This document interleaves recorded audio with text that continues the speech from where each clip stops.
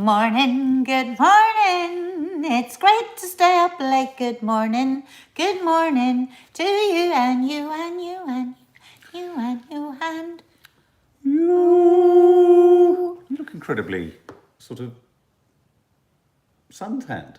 Well, it's probably because my foundation's a bit too dark. I need it more on my neck. It's weird, isn't it? Because you sit on that side, you never see your face on the screen. How is everyone? Guys, Did you miss we us? missed you. We missed you. We missed you. We missed you. We missed you. We really did. We missed you. We missed you. We did. So much has been going on. It was really nice, though. Yeah, it was really nice. To just really hang out. And it's like everything that you do, even when you love what you do, like we love what we do, it's always good to have a break. Yes. Because then you just go, oh, right. I mean, we were talking a lot about what we would have done on Coffee Morning today. What we would have done if we were...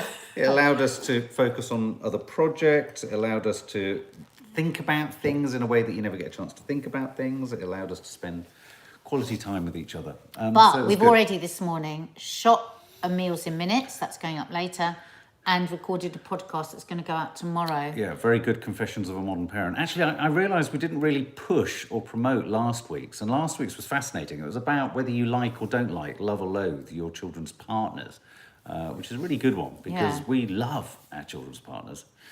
So there we really do. Yeah, really do. Yeah. But yeah, tomorrow's one is about what? Well, I don't know, because I haven't been here since the new Body Stories campaign has gone out for loose women. That has gone huge. It's gone everywhere, like every paper, magazine. I'm actually on Lorraine on Monday talking about it, guys. So we've done the whole thing around body image and body tuning apps, and I used quite a few of your comments that you'd left under my Instagram post for Body Stories the other day. Don't worry, I've kept them all anonymous. But yeah, so thank you. Thank you for all your comments under the post on, what day was it? I think Wednesday it went out. No, Monday. One day.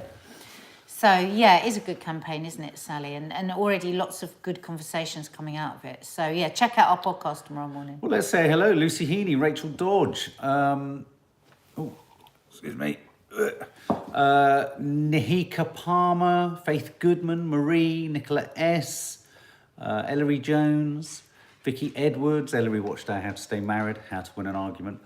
Samantha O'Hanlon, Sharon Smallwood, Sandra Riley. Yeah, check out Emma on Carter. here. Hello, my darling. Because it's filmed. If you're new, we do a podcast about marriage, but we also film it so you can watch us, and it's all about how to win an argument with your spouse. Yes. Which is kind of symbolic. I think I give some quite good tips. Which is tips, sorry. Which is kind of symbolic given it's nearly our anniversary. I just want to say a little thank you to you-know-who for that, which is rather beautiful, and that. We love them, thank you. And thank you to everyone for our lovely card. We love it. For our lovely card. Absolutely joyful. You know why we're not going to name everyone individually, because we want to protect you. But we are wanting to say an enormous thanks to every single one of you who've read the message and who they're from, and it's just lovely. And thank you. So thank you very much. And a big box arrived today as well, which we're holding back for when it is our anniversary. And we got a lovely card from a Charlotte and a lovely card from a Carol. So thank you so much. Beautiful messages inside, very meaningful. And we keep all of our cards and messages from you in our lovely basket over there. And the thing is, it's very sweet.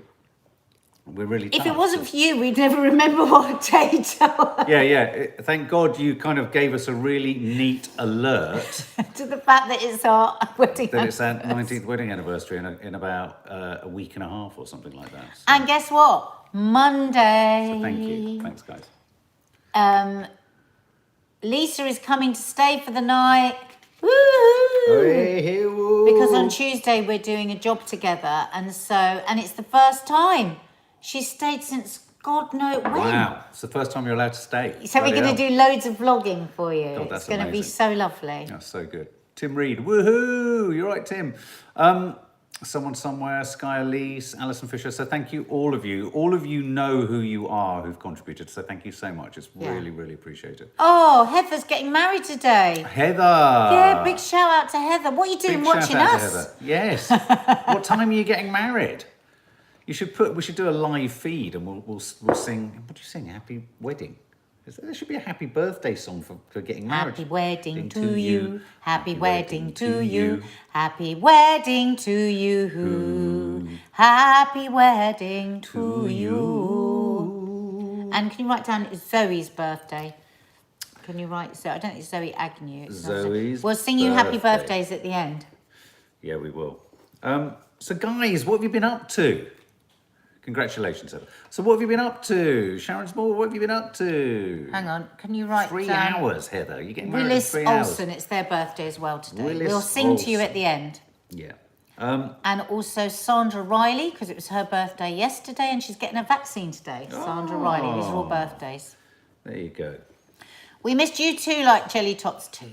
Yeah, we really did. Missed you like Jelly So Tots. let's do some, should we do some housekeeping? How's Teddy?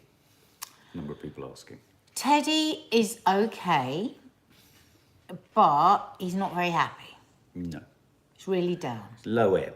Very low ebb, Which which does come after a stroke. So he's down, he's a bit anxious and he's a bit depressed. I'm trying to convince him to come over later to have a change of scenery because I think that's so important to just have a change of scenery. Just even if he just comes over for a cuppa. He just sounded so down today, didn't he? Absolutely, absolutely. Just called him a minute ago. Yeah.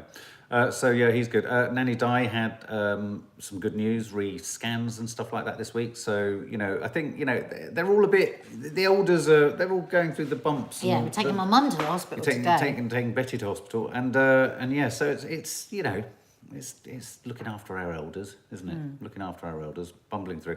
I saw someone there said Mayor of Easttown was great. Now Don't anyone say anything to us because we haven't watched it. We have two options. Do we watch it relatively close to us missing it? What day is it today? Thursday. Yes, we have to because I don't want to. Yeah, no. But do we then review it now, or do we review the 2 episodes together on Monday? Would you like us to do a reaction review to tonight's to Monday's episode tonight? Or do we do it? Or I don't know. I'm just asking whether you guys. Well, that's obviously what you'd like to do. No, Would you like us to do it? No, the reason I'm asking is that what happens when you review 2 programs, a very real reason for this, because when you review 2 episodes, you are really only reacting to the one that you've watched and just you pass through the first one. No, I think we and should it react. sounds like it was a really dramatic No, episode. I think we need last to night. react to it. I think we okay. watch it and we react to it. All right, well, there you go. It's Jude's big 5-0 today. Oh, we've got lots of birthdays today. We need to sing happy birthday to Jude. Now, just because obviously we took a break, we're going to postpone the cook-along until next week so that I can fully get myself out of Nutella-gate. And so that will be next Tuesday, just to explain for members area. For those of you who like a silly cook-along. We could do it Monday when Lisa's here. Could do it on Mondays. Well, why don't we do a Monday cook-along live? Yeah. On the main channel. Yeah, then Lisa. everyone can see Lisa as well. That might be quite nice. How does it work though? Do we all have to sort of stand? Does everyone have to sort of stand distanced, or are we all allowed to roll around and wrestle? Can we all wrestle each other like? You can't be wrestlers? Distanced in your house, can you? Oh look, Grandma Rosie's channel passed my driving test finally. Well done. Yay! You know what? It felt bloody strange not seeing you. It really did. It felt bloody strange. Really did. I can't say it many more times, but I did. Oh, Zoe, you need to watch Mayor of Easttown ASAP. I know, I'm avoiding Lee's feed, your friend Lee's feed. I'm avoiding his Twitter, I'm avoiding his Instagram, I'm avoiding everything. Betty's okay, she's going in for just a routine check. Yeah. Oh, look, Natasha Milton, we were a little bit lost without you. Oh, sweetie. Thank you, Angela Locke. We feel refreshed. In Scotland, you don't need to social distance inside your house or garden. I don't think you do here either. Yeah, I don't think you do. Anyway, so what a weird day in the news, hey? Can we put down Karen Kelly's granddaughter Emily's birthday today? It's the 13th. Can you say that again? Karen Kelly's granddaughter Emily is 13. Emily. Wow, you're busy at the end of this, Nads. Happy birthday. There you go. I gave myself a haircut yesterday, Emma Carter says. Oh, sorry. Nicola Bird says she feels a bit miserable today. Well, stay with us for a while and we'll keep you company. Lee, I haven't put anything on my feed spoiler-wise other than the episode was amazing, don't worry. Yeah, but you kind of indicated that one of your theories might not have come true and I knew what Oh, why did you have to say that? No. I wanted to still be going with it. You've done it. You don't know which theory he's talking about. We all know what theory we he's don't. talking about. Now you've done it. He did it. No, he didn't I do didn't. I was just He was sitting there in the bluntest of terms, in the most indirect of terms. I was kind of explaining to Lee that You have just said. Oh my God, Your Lee- theory. Now we all know what his theory is. no, he had many theories. No, we know what his main theory No, he is. had many theories. He had many Just theories. can't help yourself, you Oh know my your God, mum. Lee posted the bloody thing. Yeah, but I didn't watch Lee in case he Neither did posted I. I anything. avoided it. Exactly. All but I then saw was a glimpse But of then it. you saw him by accident, and I didn't. I haven't watched anything he's done since. Oh God. I should have got a haircut in these last 2 days. Oh, there we go. So we're back and we're rowing, which is only good. How are we going to win this row? Check out our How to Stay Married. You're right, Nads. It's almost as soon as we've sat down, you've just kind of decided, I don't know what. I have coffee, and it does a really weird effect on me. In Makes you homeopathic wanna shit remedies, yourself. with people with insomnia, homeopaths treat them with the most diluted, like million times, caffeine. Because some people it makes them sleep. Right. Okay. Right, what's our first news story? Princess Diana. Yeah. The probe, the Princess Diana probe or inquiry is reporting today about how Martin Bashir obtained his interview by deceit. Now, I am not going to go into the minutiae of how and in what ways this was proven, and there are lots of very detailed, very boring details around that. But suffice it to say, you know, what was probably one of the most important and significant, I think, interviews of the, when was it, the 90s? Yeah. To be shown to be a sham. This is going to be massively embarrassing for the BBC, and they are equating it to the BBC's phone hacking moment. A little bit like the newspapers. You know, this is the BBC's moment. And, you know, it's just a shame, isn't it? It's a disappointment. It's just a disappointment. And what I'm really curious to hear is that William is going to be commenting on the findings. And it's going to be, yeah, he said he's going to comment on the findings. So it's going to be a really intriguing moment, I think. I thought this story had gone away, to tell you the truth. I Well, thought no, he'd been 'cause it cleared hadn't. of anything No. Bashir. No. This is the full report that's been done Right. conducted by the Judge Lord Dyson. But you know, all sorts of kind of myriad sort of lies and deceit and stuff like that. Now, you know, in journalism generally, that happens a lot when you're looking to kind of, you know, for the better good, you know, in the public interest. It serves a purpose at times, and this is what's coming through the report, is that if this was for something other than simply getting the sort of, you know, the scoop of the century, if you like. But I'm intrigued. What I'm intrigued by is having seen how these kind of deceitful attempts and you know, sort of manipulations of contributors. And let's think of Princess Diana as a contributor. You know, obviously she was herself not unused to working the media, of course.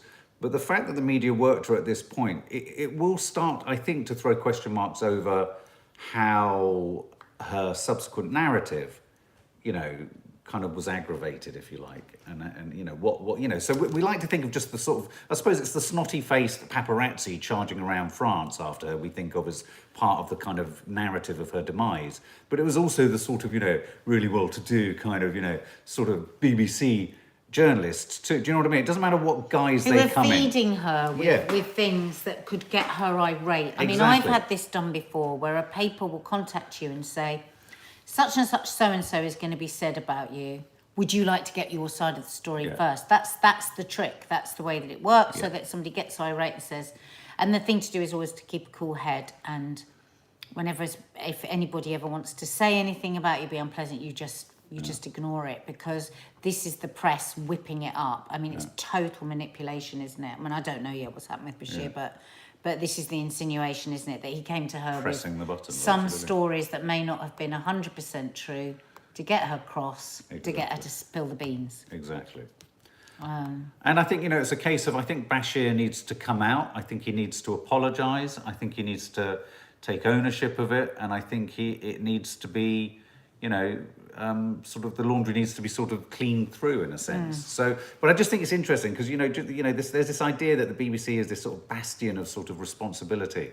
But when you're chasing, you know, numbers, all of those sorts of things go out the window, don't they? Were you after something there? No, I just wanted to... No, absolutely. So let me just find this. So that's the, but what did you all think? I wanted it also as it was an opportunity to go back. Where do you remember the interview? Do you remember it being a seismic moment? Oh my God, it was absolutely massive. Yeah. Do you remember it, guys? We Was it a never big heard moment in the your life? royals before that say anything private about themselves. No. And she was talking about his affair, her affair. Yeah. His manipulation, There was the her infamous moment where she bulimia. said, there are 3 of us in this relationship that everyone now uses, don't they? Yeah. Yeah, I mean, it was such a massive deal. I mean, my problem with it at the time, I remember when I watched it, I couldn't bear.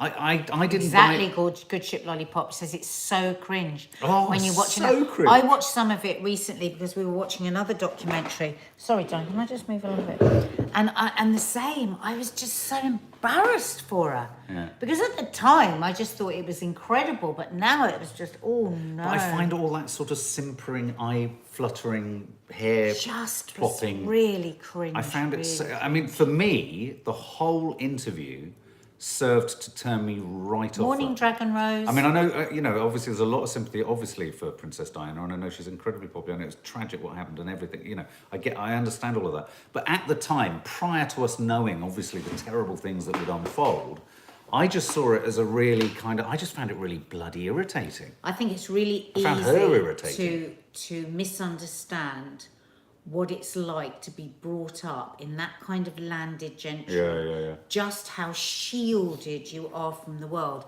Years ago, a relative of mine was going out with somebody who very much had a very similar upbringing to Diana. This person's family owned vast parts of the country, and she was a sweet enough person, but she'd not been prepared for life at all. She was completely gullible, completely naive. She'd never stepped into the kitchen. She'd never seen a kitchen. She didn't know how to pick up a saucepan. Did she know what a kettle was? She'd had servants like all her life. And Diana was 18. Yeah, she was very young. Maddie's age. Yeah, very young. Imagine Maddie going into that world. But Maddie is street smart and streetwise, and she hadn't had a good relationship with her mother, and she was, I think she was more like a 14-year-old when she went into that. Yeah. And actually now, when you watch that interview, I see a very naive, very immature young woman, really. And also, I felt quite sorry for her now when I look back on it. I thought, oh my God, you didn't know. Because to me, she seemed worldly when I watched it. But now as an older woman, when I look at it, I think, oh my God, you were just so naive. And in a pre-social media age, you could almost argue that the whole event, from all perspectives, it was kind of like the birth of it was a watershed moment, really, wasn't it? Of kind of and who's manipulating you, and her because she was trying to use the media there. Yeah, she was vengeful, which you understand because she'd had a shit time. Yeah. But she had fallen prey to the arse licking that goes around getting that kind of an interview. Yeah. And because she'd gone round the back without getting the usual, going through the usual protocol, and there's been all those people to protect her from the sharks. And I think she just... Obviously, at the time, it felt right for her because she'd taken the reins of her life. But, my God, I wonder what she would think now if she looked back on it. Because apparently she never regretted it. No, but she had none of the sort of, hindsight productions Yeah, that I we wonder have if now, if she was still alive, I wonder if she Well, that's would why I think it's going to be regret it now. fascinating to know what William and Harry make of this. Yeah. Because, I mean, someone just mentioned kind of jokingly, I think, there, if Prince William was king, say, at the moment, I wonder whether he, back in the day, it would have been off with his head. Yeah. It would, sort of an act of treason to essentially sort of honey trap the future king of England's mother. Sometimes I find when I hear Harry speaking, because actually she had bulimia, anorexia, didn't she? And as we know, that's not a lifestyle choice, that is a mental health condition. And she was in a mental health crisis, I think, and she got completely taken advantage of and manipulated in that interview. That's how it appears to me anyway. Yeah. And sometimes when I hear Harry speaking, and I think, listen, I know you're doing this to promote your mental health charity. I know that you're doing, but is it really the best thing for your mental health to be doing this on an open stage? With your family, taking umbrage with what you say? Is it actually the right thing for you? And I can't help but feel like it's a little bit like history repeating itself. Do you? Yeah. Well, it's interesting here. Look, Lucy Heaney says it's hard to believe that Harry is now the same age as Diana was when she died. Wow. Is he? That's quite an interesting parallel. Wow. Is he? So Wow. almost exactly the same time, Yeah. exactly the same age, he's rocking the Well, and also royal family. someone else has just said that they found the Oprah interview just as cringeworthy. I mean, I think it was very cringe. Yeah, I mean, at the time we were all kind of gobsmacked by the fact of it, and I wonder whether in another 10, 20 years. Reese Roberts says here, look, Prince Harry and Oprah's mental health program, The Me You Can't See, drops on Apple TV. I wonder whether we should review that. Yeah. I mean, there's going to be a lot of attention given to it. What is he wanting to gain from this? From the drama, from the documentary. From talking about his mental health. Well, I think it's Yes, about there's other no people's- doubt that it will help other people. Yeah. But I think first and foremost, you have to work out, am I safe with what I'm doing for my own mental health? And I don't think he necessarily is safe with his mental health yet, because he's only just learning this language. He's only just... He is, but we were talking about this over the last couple of days. I do find it really reprehensible the way the press are homing in on him and attacking Harry around the area of him being privileged and therefore, That's in a way, shocking. undeserving of having a mental health What crisis. your privilege It doesn't is, matter. you can Let's still not have a forget. mental Let's not health forget. crisis. We all had had a bottomless reservoir of compassion for him when he was walking behind his mother's coffin. Let's not forget that moment. He did go through that. That will cause trauma, regardless of your It's like wealth. Judy Love says, why on the show the other day, she said, why do we keep questioning? We've all seen all these things happen to him. We've seen his absolutely. mother in that horrific... Yeah. We've seen him walking along. We know that his father was having an affair Yeah. with somebody else. We've seen this in Yeah. plain sight. So Yeah. what would have been going on behind And so, closed doors? but interestingly, I was listening to a show where a number of other people were talking about the fact that just because they come from a financially privileged background, they felt that to have him closed down because of his privilege was to disallow them to have their own issues, seek help, talk to people, and maintains the stigmatization. You know, mental health doesn't prejudge based on class, race, gender, anything. It hits you, and it needs to be treated as a fixed entity, regardless of what your background is. And I think that element of having of the press that seem to be sort of nibbling at the edges of what have you got to be moaning about and all that kind of stuff. There's a difference between saying this isn't the right time to talk about A, B, C, and D. That's very different to saying he's not entitled to have the mental health experiences he's having. And I think that's just really key, that those two things don't get confused or conflated. Because, I think, just a quick final thought on this. Some of the most difficult stories I've heard in 12-step recovery meetings have been from people who don't feel they've had enough trauma in their lives to justify their illness, their mental health crisis, their addiction. And that, in many ways, for those people, they're the ones that struggle the most with gaining sobriety, because they don't feel deserving of the original problem. And that's a really complicated one to get your head around. So I think, again, it's that thing of let's not blame, let's not shame, let's not criticize, let's not query. Timing is something, that is something, but the actuality of it is something else. So, I think it's just important to say that. I've been wanting to say that for a couple of days, actually, about Prince Harry. No hierarchy in suffering, exactly. No, absolutely, Ellen. So, other news. Heathrow chaos. Now, Wow. fury as the Fury. red list passengers forced to mix with green listers. Who's that guy that drives me mad? Is it James O'Brien on Yes. LBC? Yeah. God, he loves himself. He loves himself, he does. Loves But when he's on himself. something that you agree with him on, he's brilliant. Oh my God, his wife, she needs a bloody medal. I have never heard an ego like it. Yeah. But he's very smart and he's good at getting things done. But my God, he's literally, sometimes I think, I wonder if he's actually licking himself and we can't see him. But the reason I will always stand in his defence is that there aren't enough so people. wonderful. There aren't enough people like him on any media Yeah, he's great. outlets No, he's a expressing really his good. his He's a opinion. really good broadcaster. But yesterday he had a great interview with a guy. Did any of you hear it? Where this guy had come from Dubai and somewhere else, so he was on the red list. Yeah. And basically, he talked us through every single thing that had happened from the minute he arrived in Heathrow. And oh my God. And he said, I thought I was going to be okay because I was right at the front of the queue, but there was no customs officers there, basically. Right. And then he goes on to say that when the customs officer came, he didn't have a pen and he couldn't find a pen. So that was another 15 So people are just minutes. asking what's green. So just to clarify, just before Nadia carries on, the green list, amber list and red list is the categories, the traffic light categories of countries the government have put countries into as to whether you should travel to them. Green list you can travel to if the country lets you. Amber, in the case of an emergency. essential. Only essential. Red, not Not allowed to- at all. Well, you can, but you're going to have to spend 2 weeks in a quarantine Yeah, hotel. absolutely. And also with Sorry. Amber, when you return, you have to spend 10 days in quarantine. And they did 30,000 checks last week on people to make sure they were at home. Sorry, I'll carry on with your story, but like, as someone just said, I don't want to lose this thought. Why don't they just take all the red lists to one terminal? All the amber lists to another terminal? Come on, you must be able to organise it. Anyway, so sorry, yes, the Well, story. anyway, long and short of this story was, it was a shit show. He said it was a disaster. They were kept there for hours, and he was at the front of the queue. They were mixing with other zones. Then they were taken off to the hotel, and they're taken off by security. And he goes, and every step of the way, nobody knew what was happening next. Like the security, well, where do we take them? What do we do? He said it was a real shit show. He said then we were taken off in small groups to go to our quarantine hotel.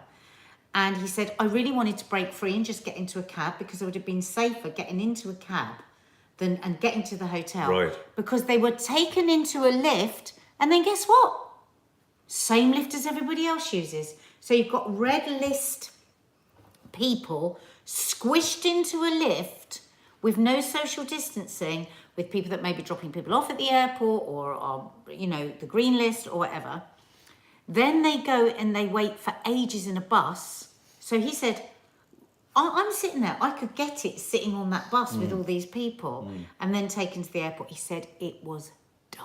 And by all accounts, Heathrow have terminals 3 and 4 closed as a cost-saving measure, because they can't afford, obviously, to hemorrhage money. But what a good idea And that Gatwick has closed the South Terminal, which begs 2 questions.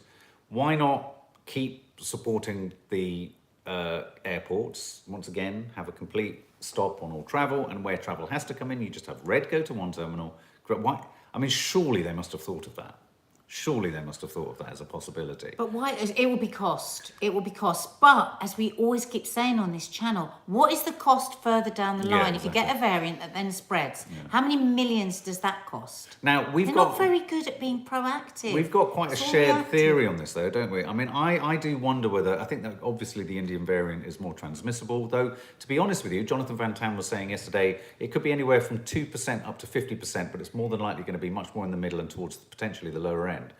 I think this is an opportunity, a PR opportunity for the government to really ram home the importance of people who've had their first jabs getting their second. And I think they're using the Indian variant in a way. It's not to say it's not But something... it's true. What?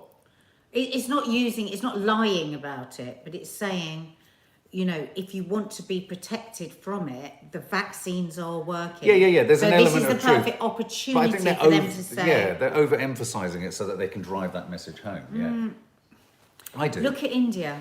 Are they overemphasising it? But only Look at 3% other of their countries. population is vaccinated. But look, well, that's what I mean. If we leave people unvaccinated, the Indian variant will get hold in those communities. And it's going to run ragged through those people who are not vaccinated. But it's, I think they're turning it to their advantage, and I think that's why. Well, or hang on a minute. Or to the country's advantage. I don't think this is about... That's what I'm saying. I mean, they don't want people to end up in hospital. But I think rather than people sitting there batshit scared about the Indian variant, what I'm saying is that if you're unvaccinated, get vaccinated. It's a great opportunity for the government to reiterate and double down on the message that there's a small gap. And I can't believe there is a gap between those who've got the first jabs and those who haven't got the second jabs. Apparently, no matter what the situation, there is always a drop-off with the second jab. It's funny, isn't it? And so they have got a drop-off with the second jab, but it's just really not wise to do that. Yeah. Funny that. If you've had the first one, you might as well have the second one and be properly vaccinated. But there was lots of good news yesterday.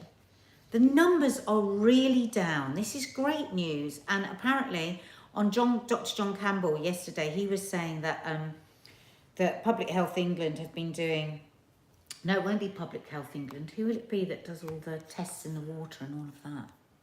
Anyway, they think that now England has 70% immunity, which he was surprised it was that good. Before we started the vaccination rollout, we had 18%, and now we've got 70%. Lee says, many who have had the first, if they had severe side effects, will have been put off getting the second. I keep hearing some people get worse second side effects, actually, than first. I think the message here is it's just crucially important. I think the really important thing to do is there's a distinction between side effects and an immune response. Because if you think about it, side effects has a really negative connotation to it.